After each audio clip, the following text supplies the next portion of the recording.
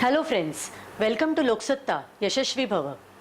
Friends, I am sure that all of you are aware of the articles getting printed in Loksatta under the column Yashashvi Bhava.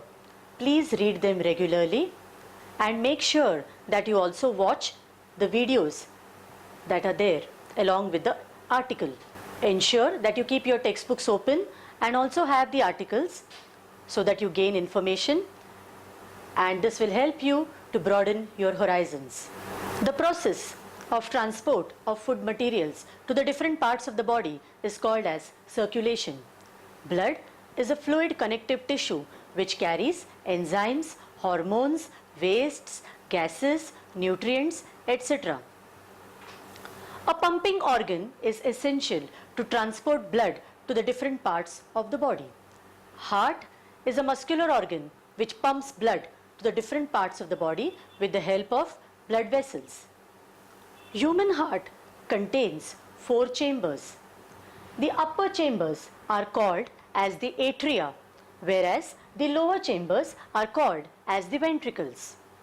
The atria are the receiving chambers. In the process of circulation, the muscles of the atria relax. The right atrium gets filled with the deoxygenated blood which is brought in by the superior and the inferior vena cava, whereas the left atrium gets filled with the oxygenated blood that is brought in by the pulmonary veins. Blood from the atrium is pushed on to the ventricles. The atria contract. The ventricles expand when they receive blood. Friends, always remember, the right side of the heart will contain deoxygenated blood, whereas the left side contains the oxygenated blood. So, the right ventricle will receive the deoxygenated blood, whereas the left ventricle receives the oxygenated blood. The valves that are present between the atria and the ventricles prevent the backflow of the blood. Deoxygenated blood from the right ventricle is carried by the pulmonary artery to the lungs for oxygenation. Similarly, the oxygenated blood that is present in the left ventricle is carried from the aorta to the different parts of the body for circulation. Thus, heart along with blood vessels circulates blood to the different parts of the body.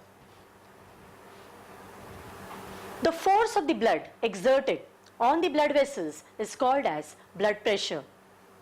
The pressure of the blood on the arteries is more than the pressure of the blood on the veins.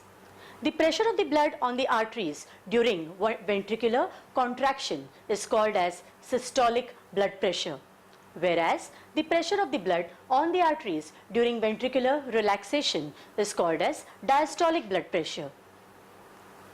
The systolic blood pressure is 120 mm of Hg in normal patients, whereas the diastolic blood pressure is 80 mm of Hg in normal patients. Friends, you would have seen an instrument that is used by the doctors to measure blood pressure. This instrument is called as sphygmomanometer. High blood pressure is also called as hypertension. Heart, along with blood vessels, pumps blood to the different parts of the body. Arteries, veins and capillaries are the different blood vessels. Arteries are thick-walled and are deeply situated. They carry blood away from the heart to the different parts of the body, whereas veins are superficially located. They carry blood from the different parts of the body towards the heart. Friends, always remember that all arteries carry oxygenated blood except the pulmonary artery. Similarly, all veins will carry the deoxygenated blood except the pulmonary veins. This is how circulation of blood takes place and different substances reach different body parts through blood. Let us study now how transportation happens in plants. All of us are aware that soil contains dissolved minerals and water. Plants require these minerals and water. Roots which are present in the soil absorb these dissolved minerals and water. The root cells exert pressure on the neighboring cells and become turgid. This pressure is called as the root pressure. Similarly, during transpirational pull, in the process of transpiration, water is lost to the atmosphere from the stomatal openings. Because of this water loss, there is a reduction in the water level in the epidermal cells. A pull is experienced due to transpiration, which results in the movement of minerals and water. This is called as transpirational pull. This is how nutrients, minerals and water is transported to the different tissues in case of plants. Friends, now we shall discuss the excretion process, which is the most important or the vital process of our living body. Because if there is no excretion, the toxins would remain accumulated in the body. And if the toxins remain accumulated in the body, it would be very harmful or rather fatal. The parts of the excretory system are kidneys, ureters, urinary bladder and the urethra. Nephron is the basic unit of filtration, which consists of bundle of capillaries. Kidneys are located on the lower side of the abdomen and they are placed on the either side of the vertebral column. Kidneys are bean-shaped structures. Basic unit of filtration, which is nephron, contains a cup-shaped structure which is called as the Bowman's capsule. It also contains a bundle of rich capillaries, blood capillaries, which is called as the glomerulus. In the process of excretion, urea that is formed in the liver enters the blood. This blood that contains urea enters the glomerulus, wherein there is absorption of water and other small molecules.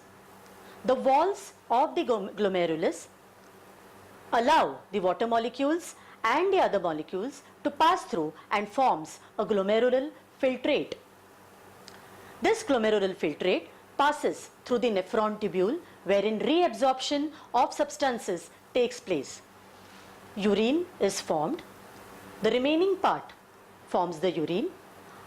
This urine that is formed is passed on from the ureter and it gets collected into the urinary bladder.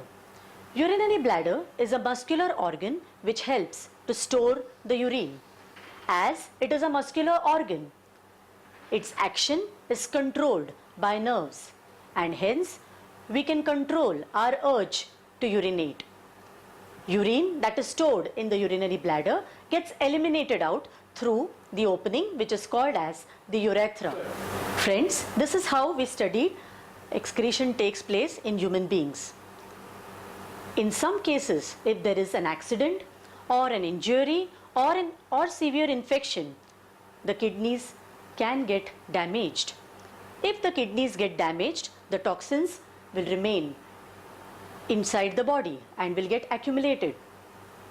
Then an artificial device which is called as the hemodialyzer is attached to remove these toxins. The process is called as dialysis. Now we shall study about excretion in plants. In plants, there is no special excretory system.